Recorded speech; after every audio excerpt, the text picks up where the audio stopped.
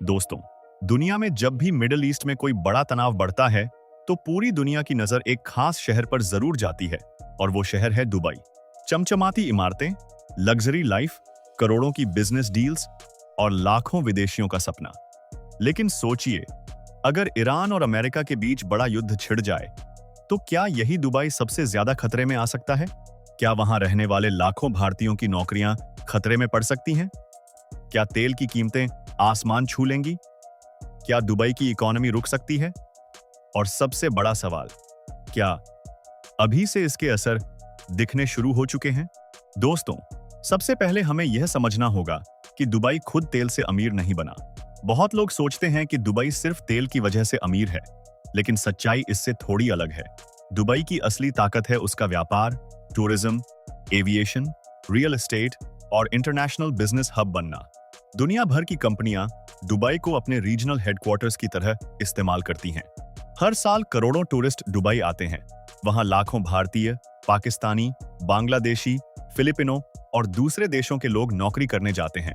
Construction से लेकर hotel, malls, airlines, delivery services, offices और लग्जरी बिजनेस तक। हर जगह इमिग्रेंट वर्कर्स की बड़ी भूमिका है। लेकिन मिडिल ईस्ट में इंस्टेबिलिटी बढ़ते ही सबसे पहला असर इन्वेस्टर कॉन्फिडेंस पर पड़ता है। जब भी युद्ध का खतरा बढ़ता है, फॉरेन इन्वेस्टर्स डरने लगते हैं। उन्हें लगता है कि अगर क्षेत्र में कॉन्फ्लिक्ट बढ़ गया तो बिजनेस रिस्क भी बढ़ जाएगा। यही डर दुबई जैसी इकोनॉमी के लिए बहुत बड़ा खतरा बन सकता है। अब सोचिए, अगर ईरान और अमेरिका के बीच सीधा युद्ध शुरू हो जाए तो सबसे पहले गल्फ रीजन में सिक्योरिटी टेंशन बढ़ेगा। ईरान पहले भी कई बार हॉर्मुज़ स्ट्रेट को बंद करने की धमकी दे चुका है। यह वही समुद्री रास्ता है जहां से दुनिया का बहुत बड़ा हिस्सा ऑयल एक्सपोर्ट होता है। अगर यहां खतरा बढ़ता है तो पूरी ग्लोबल इकोनॉमी हिल सकती है। और दुबई की लोकेशन इसी गल्फ रीजन के बेहद करीब है।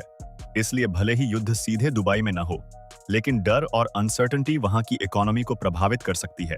दोस्तों, इसका सबसे बड़ा असर टूरिज्म सेक्टर पर देखने को मिल सकता है। दुबई की इकोनॉमी का एक बड़ा हिस्सा टूरिज्म पर निर्भर है। लोग वहां luxury holidays, shopping festivals, beaches और एंटरटेनमेंट के लिए जाते हैं। लेकिन अगर न्यूज चैनल्स पर हर समय मिडिल ईस्ट वॉर की हेडलाइंस चलेंगी, मिसाइल अटैक्स की खबरें आएंगी, तो बहुत से टूरिस्ट दुबई जाने से डर सकते हैं। फ्लाइट्स कैंसिल हो सकती हैं, ट्रैवल इंश्योरेंस महंगा हो सकता है और एयरलाइंस अपने रूट्स बदल सकती हैं। इससे होटल्स, रेस्टोरेंट्स, मॉल्स, टैक्सीज और एंटरटेनमेंट बिजनेसेस की इनकम पर असर पड़ेगा। अब जरा एविएशन सेक्टर को समझिए। दुबई दुनिया के सबसे बड़े एविएशन हब्स में से एक है। एमिरेट्स एयरलाइन और Dubai international airport global connectivity के लिए जाने जाते हैं। लेकिन युद्ध के समय एयरस्पेस रिस्ट्रिक्शंस बढ़ सकती हैं। कई आबज एयरलाइंस कॉन्फ्लिक्ट जोन से बचने की कोशिश करती हैं। इससे फ्यूल कॉस्ट बढ़ती है और फ्लाइट्स लंबी हो जाती हैं। अगर लगातार टेंशन बनी रही तो एविएशन इंडस्ट्री को भारी नुकसान हो सकता है। और जब एविएशन प्रभावित होता है तो टूरिज्म और बिजनेस ट्रैवल दोनों कमजोर पड़ जाते हैं। अब बात करते हैं रियल एस्टेट सेक्टर की। दुबई में प्रॉपर्टी मार्केट बहुत बड़ा है। दुनिया भर के लोग वहां फ्लैट्स, विलास और कमर्शियल प्रॉपर्टीज में इन्वेस्टमेंट करते हैं। लेकिन अनसर्टेनिटी बढ़ते ही इन्वेस्टर्स सेफ कंट्रीज की तरफ पैसा शिफ्ट करने लगते हैं।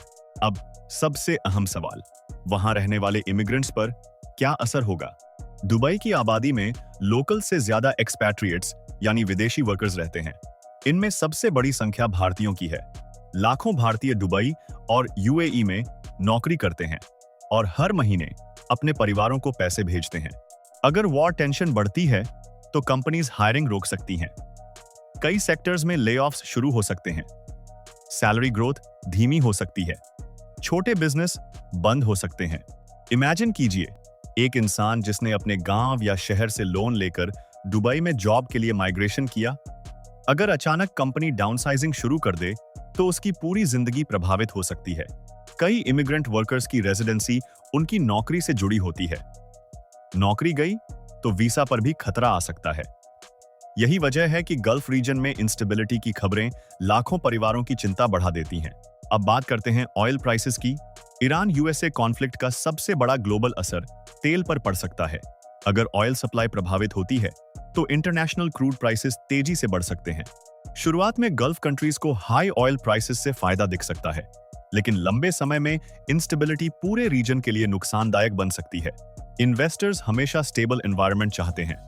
उन्हें प्रॉफिट्स के साथ सिक्योरिटी भी चाहिए होती है। और दोस्तों, यही कारण है कि यूएई और खासकर दुबई हमेशा खुद को सेफ, मॉडर्न और बिजनेस फ्रेंडली इमेज के रूप में दुनिया के सामने पेश करता है। लेकिन अगर आसपास लगातार मिलिट्री कॉन्फ्लिक्ट बढ़ता है, मिसाइल अटैक्स होते हैं, शिपिंग रूट्स खतरे में आते हैं, तो दुबई की ग्लोबल इमेज पर भी असर पड़ सकता है। अब सवाल आता है कि क्या अभी से असर दिखने लगे हैं?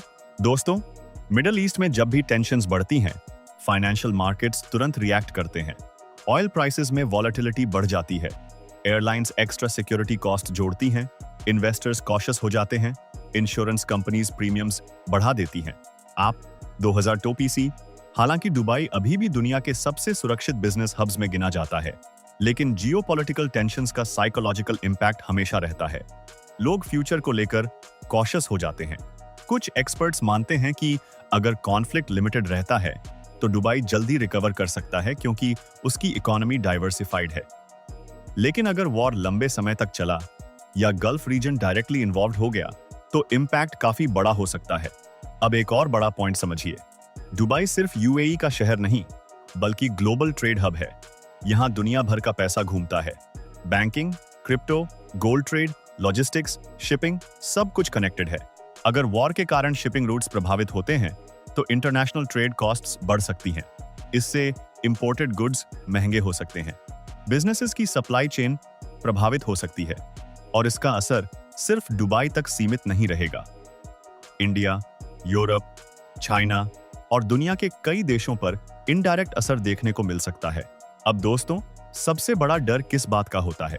क्योंकि कई बार असली नुकसान मिसाइल से नहीं बल्कि फियर से होता है।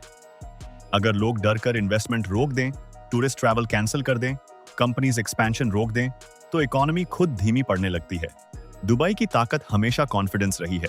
वहां लोग इसलिए पैसा लगाते हैं क्योंकि उन्हें भरोसा होता है कि यह सिटी फ्यूचर प्रूफ है। लेकिन वॉर टेंशन्स उस कॉन्फिडेंस को हिला सकती हैं। हालांकि यूएई सरकार लगातार सिक्योरिटी मजबूत कर रही है।